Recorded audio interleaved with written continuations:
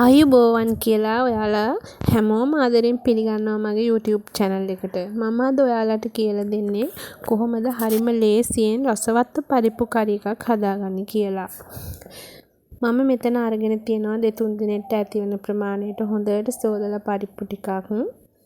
මම ඒකට කහ තේ හැඳි කාලක් 3-5 තේ හැඳි භාගයක් කපාගත්ත සුදු ලුණු බිත් එකක් ලුණු ටිකක් හීනියට කපාගත්ත කරපිංච ටිකක්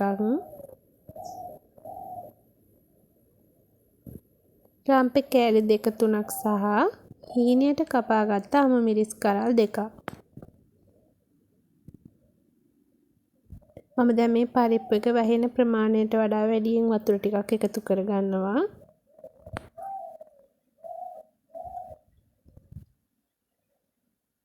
අපි දැන් මේක හොඳට කලවම් කරගමු.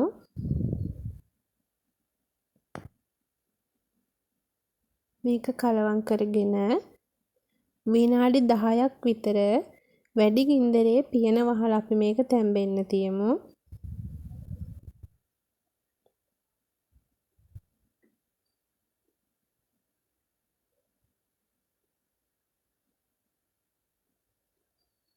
විනාඩි 10කට පස්සේ මේ බලන්න හොඳට පරිප්පු කරි එක තැම්බිලා තියෙන්නේ වතුර හිඳිලා. පාන් කන්න වගේ නම් හොදි ටිකක් තියලා ගන්න. ඔයාලා බත් කන්න වගේ නම් මීට වැඩිය ටිකක් හිඳලා ගන්න. මම මේ පාන් කන ප්‍රමාණයට තමයි අද මේක හදාගන්නේ. මේක හොඳට තැම්බිලා තියෙන නිසා අපි කලවම් කරලා මේක ලිපෙන් අයින් කරගෙන ටෙම්පරාදුවට අවශ්‍ය මොනවද කියලා අපි බලමු. මම මෙතන අරගෙන තියෙනවා හීනියට කපාගත්ත ලුණු ටිකක්, රම්ප කරපිංචා, වේලුණු මිරිස් කරල් 2-3ක් කඩාගත්ත හීනියට, තලාගත්ත සුදු ලුණු බිත් 2-3ක්. මේ විදිහට අපි වෙන භාජනයක් ලිපේ තියලා භාජනේ හොඳට රත් වෙනකන් ඉඳලා තෙල් තේ හැඳි 2ක් විතර අපි ඒකට එකතු කරගමු. එකතු කරගෙන තෙල් ටික රත් වුණාට පස්සේ අබ තේ හැඳි කාලක් එකතු කරගන්නවා මම මේකට. මේ අබ එක අනිවාර්යයෙන්ම හොඳට රත් වුණු තෙල් එකේ පුපුරන්න දෙන්න. එතකොට තමයි මේ පරිප්පු කරි එකට රසයක් එන්නේ හොඳ. මේ විදිහට පුපුරනාට පස්සේ මම සුදු ලුණු ටික එකතු කරගත්තා. මේක හොඳට කලවම් කරගමු අපි. ඒකට මම කපාගත්තු ලුණු ටික එකතු කරගත්තා.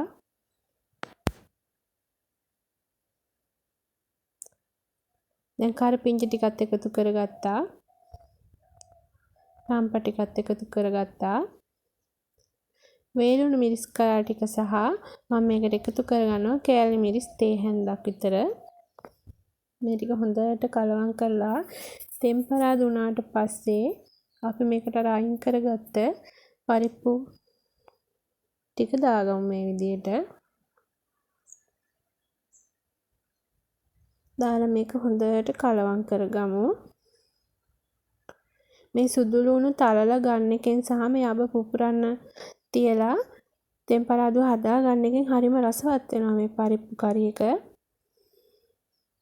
ඔයාලත් ඒ විදිහට අනිවාර්යෙන් try කරන්න.